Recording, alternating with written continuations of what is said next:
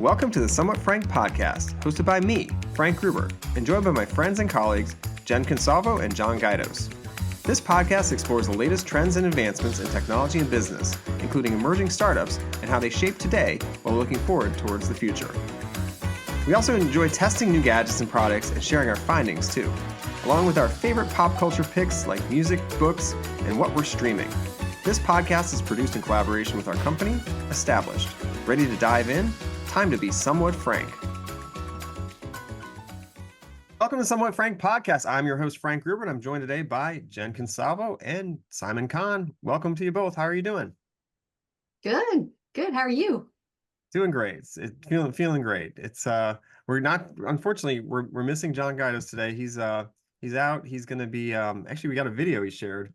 He was just in California, and this, I believe, if you will cut to the video, is La Jolla, and he's become quite a good drone pilot. So good job, Johnny. Keep up the good work. Hope to have you back next week. But good stuff there. All right, so we're gonna get going here. We're gonna do a little round the horn action. We'll start with ladies first. Jen, what have you been up to? This is a hard question for me because lately it's been a lot of work. So yeah, a lot of work, but very happy to finally, we work with the SBA, as many of you know, and we were very excited to get to finally announce the 2024 GAFC, which is Growth Accelerator Fund Competition Awardees, which is funding that goes out to ESOs, which are entrepreneur support organizations who are doing great work in partnerships and doing things to sort of level the playing field for a lot of entrepreneurs out there. So that's been big on my mind. And we also just launched the registration for the 2024 Innovation Ecosystem Summit, which again is an annual event focused specifically on those support organizations, all those folks out there who help entrepreneurs. We have an event in mid-November. The registration's open. We'll put a link in the notes. But yeah, we've been planning that and we're really excited about it. And when you say we, you mean SBA's got an event that we're supporting. Is that correct? Yes. So it's SBA's event. We, as our company Established, support that event. We've been supporting it for a few years now. And it's always a really great event that gathers a lot of thought leaders across the ecosystem. And other than that, I'm honestly trying to figure out how to stay really in shape and continue to have a lot of movement as it starts to get a little colder. So really trying to focus on upping my game when it comes to working out, getting outside, doing yoga, things like that. Winter is coming. It's crazy how quickly, like, where did the time go? You know, it's all of a sudden all the leaves are shedding and it's already getting cold. So my floors are cold. Yeah, absolutely. Well, that's great. And Simon, what about you? So similar to Jen, I'm trying to find ways to get my exercise because I don't get a ton of exercise. So I'm playing intramural soccer, and here in Brooklyn, the competition is either very intense or I'm not as good as I thought I was back when I was younger. I played all the time as a kid, and then now I sort of feel like I'm playing in a dream a little bit, where like my feet move like syrup. And so that's going great. I also attended my brother's festival in Bridgeport, Connecticut last weekend and stood in the rain, got sick from it. So I'm expecting some sort of settlement from the Noah Kahan LLC. And everything's great. That sounds like fun. You also were out in Burlington. We actually headed out to Burlington a couple weeks ago for that special show for the Busyhead Project, which is a nonprofit that Noah started focused on mental health. And it was fantastic. Jen, I mean, obviously we got to see you sing, Simon. You were out there again. It was awesome. She gave me her word and now I can't pronounce it. No thing so sure that I can't learn it out. Now the state bird, it sings our song so out of key. Little rednecks get drunk on a purple, cherishing death for sick kids in their gym clothes. Paperbacks drift wherever the wind blows, and mine's full of sheep. It was kind of this perfect evening. It was like a full moon, I think. It was shining like right about like from our vantage point, it was like the stage and then this full moon, and it was beautiful weather, and the fairgrounds were beautiful. It was this great time. And Simon, you did awesome up there on stage. Come on. It was awesome to see you guys. It was really fun. Bernie Sanders was there. Got to say hi to him. He mispronounced our Noah's charity's name. He called it the Busybody Charity. Tonight are going to go into that program that's called the Busybody Project. Which honestly sounds pretty good. I like it. Yeah, that's a word, right? Like, Yeah. I also told him to bring some more diverse food to Vermont if he has any choice in the matter. I can't keep eating kale. You can't do it. Well, speaking of food, the other thing that was cool about the event was there was free ice cream. I mean, how can you compete with that? So And cheese. Ben and Jerry's is obviously based in Vermont, so they brought all the different, Vermont kind of known, I guess, food vendors out, or food producers out. So like, yeah, we had cheese, amazing Vermont Lots cheddar. of dairy. Yeah, it's very Lots heavy of dairy. dairy. Yeah. Yeah, very heavy dairy, but really good ice cream, and I think they even had a flavor for Noah that night, so that was pretty cool. They did. Unfortunately, it wasn't gluten free, so I did not try it. I wanted to dislike it. He's in my life a lot. I want to be my own guy, and I wanted to dislike the ice cream, and it was really, really good. Actually. It was like a s'mores kind of flavor or something. Yeah, it was like a lot. What was it Or called? latte? It Latte. had something. graham crackers in it though. That's why I couldn't have it. Yeah, a lot of gluten. Yeah, I stuck with the fish food. yeah. It's a classic. Yeah, smart. So yeah, so that was kind of a fun little trip. But aside from that, I've been traveling a lot. I've got I was out in DC at AFA, which is the Air and Space Cyber Conference, which the Air Force was in force literally, and then obviously also went down. We were down in Baltimore. I was down in Baltimore, or up in Baltimore. No, down in Baltimore. This past week as well, where our friends at Ecomap hosted their first conference. It's a Super Connect conference. And it was really interesting. It brought a lot of really great people together, ecosystem builders focused on the innovation economy. And I posted a little wrap up on my LinkedIn if you want to check it out. And that was really kind of fun. But it's crazy. I used to travel a ton, and the last couple of weeks I've been on the road a lot. And I can't believe how I used to do that. Like, I know a lot of people still do it, and it's just hard. It's just hard to get out of sync. So the one consistent thing I've been trying to do is, and even when I was on the road, is running, which I took a little hiatus. I did a lot of running in June, and then I had my appendix situation, and I had to take a break for a couple months because apparently there's something going on there and had to heal. And then now, like, I'm back at it, and I had my biggest month ever last month, and I was kind of talking to a friend of mine who's a marathon runner now. Her name's Randy Zuckerberg. She's literally run 8 marathons in the last year, which is unbelievable. She wasn't a marathon runner before that, but she's been training and stuff. And so she was sharing some tips and insights with me about like how she got to do that. I was like, that is just fantastic. She even just did the Berlin one like last week. And one of her tips was like, it's really counterintuitive. It's like when I run, I like try to, I was always a sprinter and I played baseball and I was always trying to do things fast, right? Well, when you're running in this kind of situation, you need to really slow it down and pay attention to your heart rate and like get into the zone 2, which is like a very, very, very slow run. Like almost a walk. Like I have a hard time running in a zone 2 because it feels like you're not doing anything. But it's actually my favorite kind of run. That's also my favorite kind of run. If I'm right. So anyway, it's really hard to run slow. I'm sorry, that's from my perspective, right? Maybe not for everyone, but for me, it's really hard to run slow. And so that's been kind of retraining my body to do that. And anyway, I ran like 30 something miles this last September, and I'm on pace to do similar this month. So doing about 30 something miles a month the last couple of months, it's a lot more than I've ever run in my life. So feeling good about it. So not planning on doing any like big marathon things, but just trying to stay in shape. And the main driver is just overall health. And there's been this report out for years that talks about running, and if you run 5 days a week, it can reduce your cellular aging.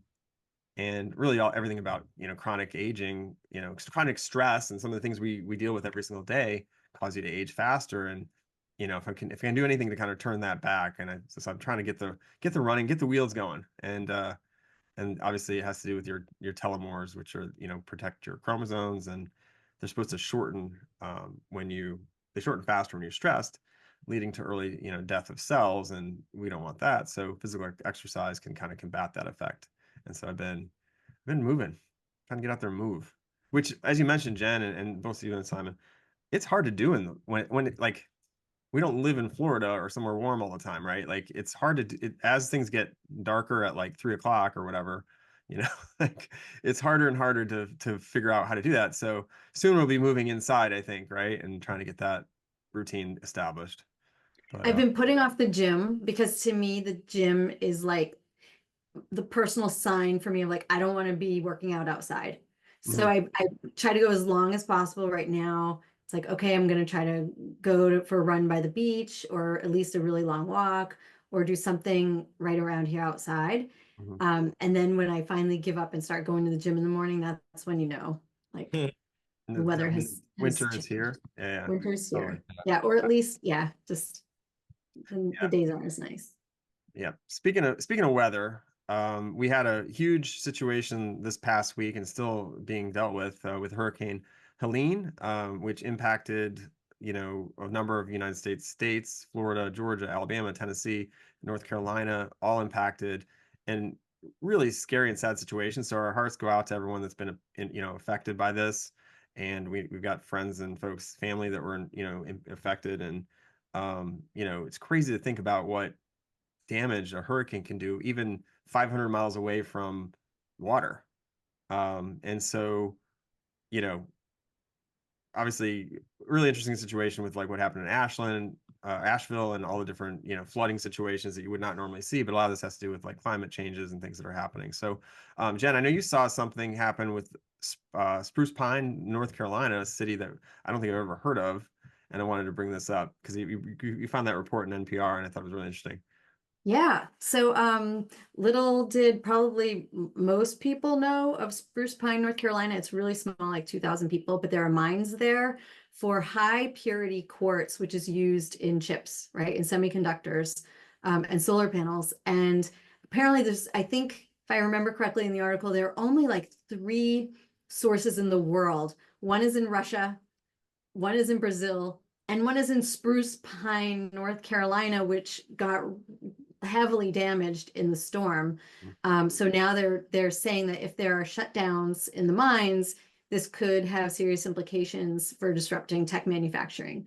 So something to kind of keep our eye on. And also like, wow, I'm gonna keep Spruce Pine on my radar. Yeah. Yeah. Sorry, go ahead, Frank. Go ahead, Simon. I was reading about that as well, and I was also reading about, as Frank mentioned, Asheville, North Carolina, which is something like 300 plus miles from the coast. Like I went there last year. It's like, as you might know, like this incredibly mountainous. Like I was like wheezing trying to walk around. I can't believe the images that I saw coming out of these really hilly, like Appalachian towns is astonishing. Like I wasn't even sure how that happened, how a hurricane could have such an effect, like so deep inland. And I've been hearing a lot about climate change. There's no doubt it's been exacerbated by climate change. I would be curious to know exactly if we can put like a percentage as to the damage it's caused and how much that is due to us exacerbating sort of the climate as humans. But yeah, really, really tragic. I hope everyone's okay. Yeah, I think one of the explanations I heard from, I don't know where I heard it, was that there's a lot more humidity in the air these days than there used to be. And so that allowed for more rainfall to happen, thus creating these flooding conditions that just look, devastating. So these are 1 in 1,000th kind of, 1 in 1,000 year kind of things that happen, right? Like every 1,000 years or something. So it's like, it's crazy. It's crazy to see, and obviously praying for everyone out there that's, lost a home or still dealing with floods, or the 1 million+ people that are still out of power in the country. Like there were 5 million this week. Now it's down to 1.1, and that's a ton of people without power for a week.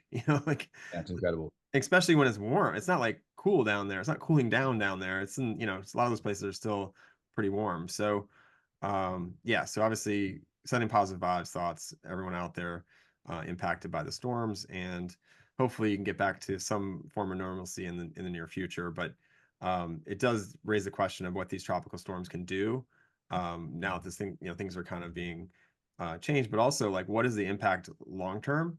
And some of these places is going to take a long time to rebuild. But then I just literally just saw an article today in the New York Times about a report that just was published. I think it was by Nature, and it was basically saying that tropical storms survivors, actually end up having earlier deaths due to a number of factors.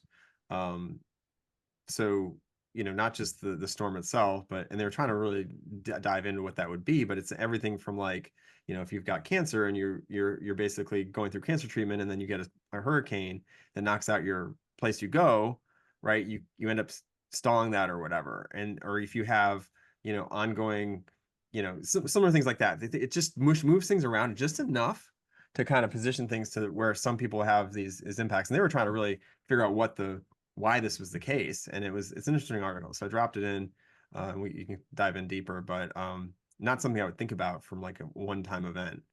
Well, I would Yeah. imagine that the just even the stress, if you are heavily impacted, the stress alone, we always as humans sort of underestimate the impact of that, right? Like we have friends who, one of them, her father, I think they're in, I want to say Louisiana, and he survived this massive hurricane, but then in the weeks afterwards, he was trying to repair his roof, and I think something, he had like a massive heart attack or something and died.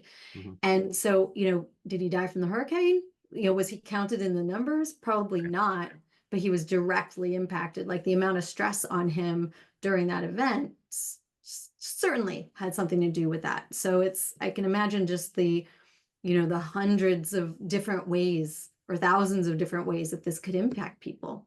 Yeah. Absolutely. And not to, I was just gonna say, not, obviously behind the human lives and the actual like literal dangers these present. I was reading an article about how insurance carriers have to kind of change the way they calculate premiums, especially for areas that are now susceptible to a lot of these natural disasters that they didn't previously think of. So, for example, people in Asheville, North Carolina, just top of my brain, might face higher premiums due to the fact that they can now be affected by a lot of these disasters that just weren't conceivable back in the day. So, and that will certainly contribute to stress. It's a pretty tragic situation for everyone involved.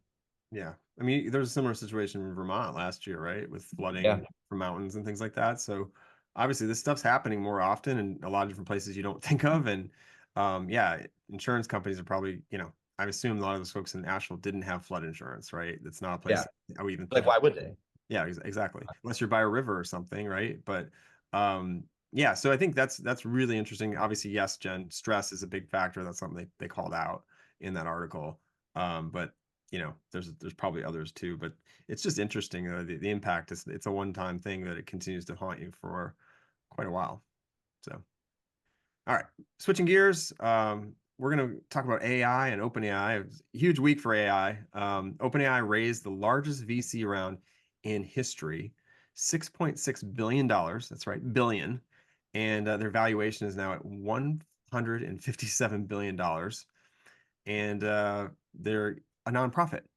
So spinning out as a more efficient business, and it's really starting to be a product company. So that's a really unique situation, and obviously one we've never seen.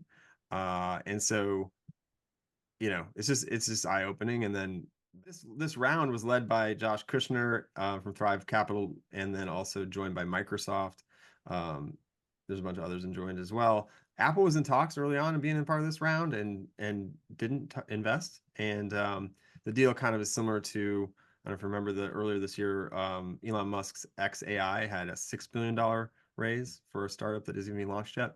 So a lot of money flying. And that's kind of what the most recent State of Venture report by CB Insights, they had put out their Q3 report, and pretty much lays out that AI is taking a large percentage of this funding, and there's these mega rounds that didn't happen before or as much before, which are like over $100 million rounds. And yeah, so it's been a really interesting quarter, I guess you could say. And I kind of shared more thoughts around it on my own LinkedIn page, but the cliff notes or short version of it is AI companies are pulling in $1 for every $3 of VC pulled in. So it's one for every three.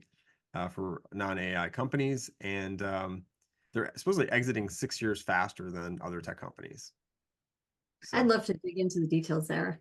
But even, even with OpenAI, as you're saying, it's just an interesting time, and it's interesting to see that the groups that actually do invest, like Microsoft is such a big, Microsoft, I think there was a stat out there that any major AI company that's raised, Microsoft is in there, like the largest holder of, AI investment. There's OpenAI's CTO recently left. Yeah, I'm so curious about just how the next several months are going to go for them. yeah, Mira Murati, she's pretty she's been on, there for a while, and one of the top researchers also left. So there's a lot of attrition, and you're going to see some more of that as it turns from a nonprofit, research group thing to an actual company.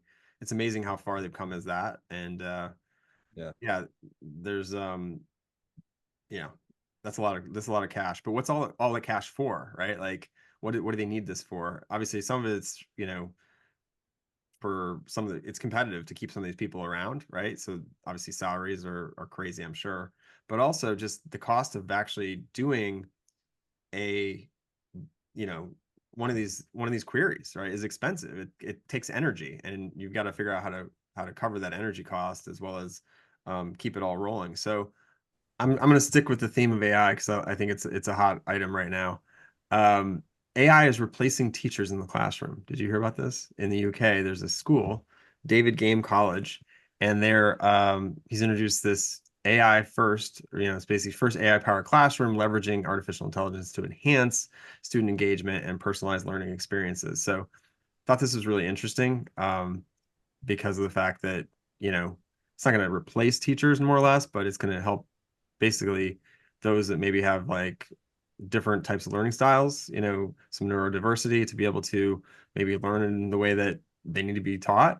And I thought it was really interesting. And that coupled with, I don't know if you guys saw, but Richard Branson just launched a school for dyslexic folks that are dyslexic. So I don't know, there's just like a trend towards like helping teach people the way they need to be taught, versus everyone's got to learn this one way. Yeah, I think it's really cool. I think what worries me a little bit is I've been seeing like AI note takers and stuff like that, where you can kind of just turn it on, in front of your lecture and have them take the notes for you. What worries me a little bit about that is that I know for me, and statistically for many, many people, is that taking notes is actually far more effective as you're actually writing it down. It's something to do with the hand and the brain and connecting what you're writing to what you're actually learning. Personally, I never found it easy to like even take notes on my laptop, but I worry about the effectiveness of like using AI to do things that are best learned through just like repetition and literally doing something yourself. So I could just be speaking from my own experience, but I imagine it would be similar for many other students, where if they don't actually take these notes, or they don't actually put in like the manual work, it might not translate as effectively. Right. But I think I think the positive here is, if you think about the teaching model, it's one teacher typically, maybe a few other sort of, they call them educational technicians or ed techs. But, for the most part, there's sort of one teacher who's coming up with a lesson plan, right, for the class. Now, and right now I'm thinking sort of, this is college. I'm thinking potentially lower levels of school. But that person has to think about a lot, and how do I get this material through to their students? And if if we really start thinking about this as assistive technology, yet feeding it with, hey, these are my students, these are the, maybe some characteristics, or these are their previous papers, whatever it might be. If that can help the teacher to develop various plans that can help reach somebody in the way that they need to be reached, maybe even getting to the point where, wow, we're going to do these case studies, but I think, these types of things would apply to this group better, like really sort of spark their imagination and keep them interested. And this might be more like, how can this assistive technology really help them plan out the classes and learning material and assist them throughout the process? To me, that's really exciting, and can actually help, hopefully, to what Simon's saying about just creating new ways to get through. So whether it's people can still use, hopefully people can still write with pens and pens. It'll be outlawed. I swear. Oh no, number 2 pencils down forever. But yeah, hopefully it can help people in different ways and not take away from their learning. Well, it makes me wonder, like, how much do we actually, you mentioned note taking, Simon. I'm going back to that and thinking about the repetition and how that, helps you remember things. Like I remember my mom taught like college success and SQ3R. I don't know if you remember any of that stuff, but how to basically remember things and so that's all been really important for our learning. But I'm curious, is that going to matter in the future? Because you literally have a device that's going to have all this built in that it can go find tap into the brain of everybody and get you the answers you need in a second. Like, do we need to remember all this stuff anymore? Like, is our brain need to think about all these like things, these facts we've memorized, or is there just, now you've got concepts that you need to figure out, and that's the stuff that's more important than actual the history of the world.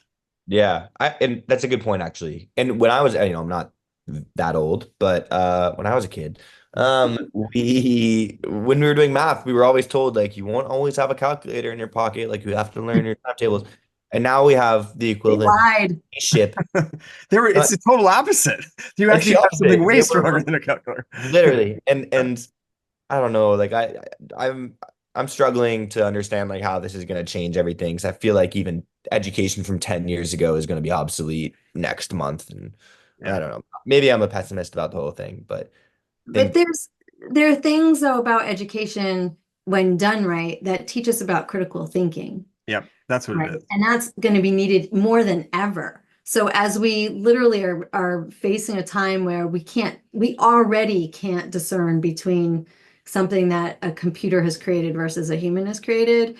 Like, look at deep fake videos, look at, bots all over the internet, fake news, all this stuff, like critical thinking and understanding how to adapt to the world around us. That's what we need to be educating around, right? But, and there's some basics to get there. So basics of understanding reading, writing, language, basic math. Like if we can, I think our daughter even came home the other day and said, Mom, I learned in school that if I can't read and I can't do math, then I won't be able to do anything. Like those are the most important things. And I was like, yes, they are. So you need to learn that. But yeah, I think if we can get through the basics and then really start to educate people about critical thinking and challenging everything, like what's around them, what they're hearing, what they're seeing, and how to challenge things, that could be some of the most important education we have. Yeah, so it's definitely changing, with that, right? You think the way that the things that we're being taught and need to learn could change. Anyway, so that's interesting. And let's move on. I know we're almost at time here. So we've been testing. I've got one thing I saw at AFA that I thought was really interesting. Actually, I saw a lot of things. I saw drones. I saw, these crazy radar detectors and things that the Air Force needs, and a lot of big planes and stuff inside this huge facility. But long story short, the one thing that caught my attention that I want to talk about was this thing called XHab 3D, and it's a project slash company. It's working in partnership with Penn State University, and they're basically 3D printing with concrete buildings. And so if you go over, and we'll drop a link for XHab 3D, the technology is basically being applied to automotive, aerospace, consumer goods, but more or less in the Air Force context, they can literally drop this in and build a fort or instead of a tent, right, build some kind of a structure in a very quick amount of time in a very small footprint. And all they would need is the things they would need to create the concrete. So that's pretty interesting. And it was fast too. That's the other thing. So it's able to do this, within less than a day, right? It's like a few hours. It can build like a whole building or whatever made out of concrete. So you need to get them down to North Carolina. Right. That's what I'm thinking. Like some of these places that are impacted by natural disasters or just places that have housing crisis, and I've seen this, there's other companies doing similar things, but I just think, it could be the future of building, right? Totally. I think China has previously been doing that. I remember watching like a 60 Minutes or something on how they've been building houses in like an hour with these 3D printing. It's crazy. Yeah, and we've It's cool. covered a company before that was doing it down in Texas. Yeah. Yeah, so really interesting stuff. And you can, they can build, houses that have roofs, or houses that could even build one that kind of like looks like an igloo, because you can lay the concrete kind of in a circle. So obviously really interesting from that perspective. So anybody else testing anything, or should we move on to what we've been watching, reading, eating, thinking about? I tested my bike. I Nice. had not been on my bike in several years. I was very excited to test what it's like to be back on two wheels, and it went well. It works well. It Great. worked. Still It works. Oh, Yeah, I have like- something I'm testing, Frank. Sorry, I didn't mean to. I didn't know if I was we gonna were say, there's it's like riding a bike, right? You just get back on. definitely. Yeah. Sorry, I'm really excited about this. I've been testing an Aero Garden. My mom gave it to me. Oh, It's like one of those, I mean, maybe you know about it, but for any of our listeners who don't, it's like this self-operating like greenhouse thing. So you put like little seed. I have basil. You put little basil in. It does like auto feeds it, auto waters it, and like the lights turn off and on. So I have a ton of basil. I have an excess of basil maybe. And we're gonna make some pesto out of it, but I'm excited. Because that is what everyone who has too much basil strives to make, which is pesto. And Pesto. I'm not sure what else you can do with basil, to be honest. I'm not sure. I don't know. well, good tomato basil mozzarella salad, right? Caprese. Oh, yeah. That Yes. does There you sound go. nice, actually. Yeah. Very Sounds good. Chop it up, dry it. You could dry it, and then you can keep your own dried herbs and put on pizzas, and there you go. Yeah, there you go. Okay. That's really Perfect. cool. I actually have one of those. I've not sounds terrible, but I've not had time to open it yet, but I have one, and I'm going to figure out how to use it at some point here in the near future. I think you got it like 2 years ago. I did. I did. I love it. It's my favorite. But no, I really did think it's cool. It's just that I haven't got my head around opening it and taking it out and figuring Yeah. it out. That is the first step. I will say they are incredibly bright. So my roommates have forced me to move them to different parts. Like now they made me, it's in a closet next to the bathroom. It's kind of sad because it's so bright that, Oh wow. like, yeah. So just heads up, you know. Nice. In the old days, the growing lamp would have been for weed. Now it's for basil. Yeah. Well, you know, in Brooklyn, your neighbor is just selling weed all over the place. That's hilarious. All right. So what are we watching? Simon, you've been watching that Monsters show, right? On what was it on Netflix? Yes. So I've been watching Monsters, Eric and Lyle Menendez trial true crime documentary. You like true crime. You watch a lot I of love true it. crime. Yeah. I love true crime. This one is, I read an article, or I began to read an article about how this documentary is influencing the case today, and like the judge is taking a look at it. I didn't read more purposefully because then I was like, oh, I want to watch it. So I'm Yeah. watching it. So far, these kids look immensely guilty. Maybe they're not guilty, but they're definitely guilty. But who knows? Maybe it'll change. But yeah, it's about these two kids who like maybe murdered their parents. So And it's it's on a true story. It's a true story. It is So, a true story. That was a big deal. Who didn't hear of that in the news? It was everywhere. terrible. Really? Was it really? I never. Oh yeah. Like, you were probably too young. Yeah. Was it? When did this take place? I don't know, but I remember hearing about it for forever. You're watching the show. Yeah. Yeah, I know. Clearly, I'm not. Well, I'm trying to take it slowly. Okay. Well, no spoilers, and please. Okay, no spoilers. Yeah. Okay. All right. So I've been watching Industry. I don't know if you're familiar with that, but it's on Max, which is a great show about the finance industry in London. It's this obviously fictitious, not a true story, but really good. And there's a movie like a single series, I guess you call it, or short run series called The Perfect Couple, with Nicole Kidman on Netflix. That is a murder mystery. So I'm excited to watch that one. Lately, I have not watched much of anything, except I was looking for something that would be not a cartoon, that would be fun, family friendly for my kiddo. And we settled on Dancing with the Stars, which I swore I would never watch. But I was enthralled because some of you may remember Anna Sorokin, or Delvey, whichever name you know her by, who is in Dancing with the Stars this season with an ankle monitor because I think she outstayed her visa or something. So it's been Wow. bedazzled. and it's very glitzy and it matches her outfits. And yeah, and she and many others are on the show. So That show is pushing they're edgy, right? They bringing on they bring in some controversial folks. I mean, Yeah. it's a wide variety, like sort of some classic old, older actors. They bring in up and coming actors and singers and folks. They have a lot of reality TV people in. Yeah.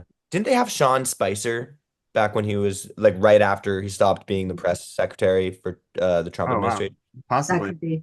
Yeah, Yeah. pretty wild. I like how the what's her name? Sorkin? Anna Sorkin. Yeah, I like how she somehow has just gotten famous for breaking laws. Like that was just her thing. Like Well, I think through she's Netflix, right? Like through the yeah. yeah. she's one of those people you could tell she's a survivor. She's going to continue to reinvent herself. And yeah, it's interesting to watch. A lot of athletes too. Yep. All right. And finally, to leave on a high note, what's one thing you are looking forward to do in the next week or so? And Jen, you can go first, and then Simon, and then we'll wrap. Yeah, I want to do something fun outside, like maybe a last fall kayak paddle or something, or bike ride and get out there because the leaves are getting gorgeous. The sun is out and it's not frigid yet. All right, Simon, what about you? So in the next week or so, my intramural soccer team should hopefully make the playoffs. We're the Mongo Bongos. We are 2-5. We're giving it our best shot out there. It's the best part is after the game when we go and drink, and that's way more fun than the actual soccer. But hopefully we'll make the playoffs. So we'll see. Good luck. Mongo Bongos, they play on Saturdays, right? Saturdays? Sundays. Okay. Check it out if you're in Brooklyn area. And ESPN. ESPN. Yeah, if you're on ESPN Kids, whatever. And finally, I'm looking forward to a couple things. So I'm looking forward to next week, I think, is another open mic night I'm gonna try to do. This one's on a Saturday, so that's gonna be a little challenging, but a friend of mine that plays, who's got some music out and stuff, is like trying to get me to go out there. And so that'll be a little bit nerve-wracking and fun at the same time. And I always like to push myself, like get out there. And then secondly, this is kind of new. I got accepted as cohort 16 of the VC lab, and it's an accelerator for venture capital. And we've raised our own SPVs for years, but this is going to, I think, help with a nudge and a little bit of guidance to kind of get a fund raised. So that's going to be kind of fun for the next 6 months or so, until February. So yeah, so more to come on that soon, but it kicks off like next week. So lots of stuff going on over here. All right. Well, with that, everyone have a great day. Hope you enjoyed the episode. And Simon and Jen, thanks so much for joining. And appreciate you being here. And thanks everyone for listening. Thanks for listening to the Somewhat Frank podcast. If you haven't already done so, please subscribe and leave us a review. We love the feedback and are grateful to have you as a listener. Have a great day.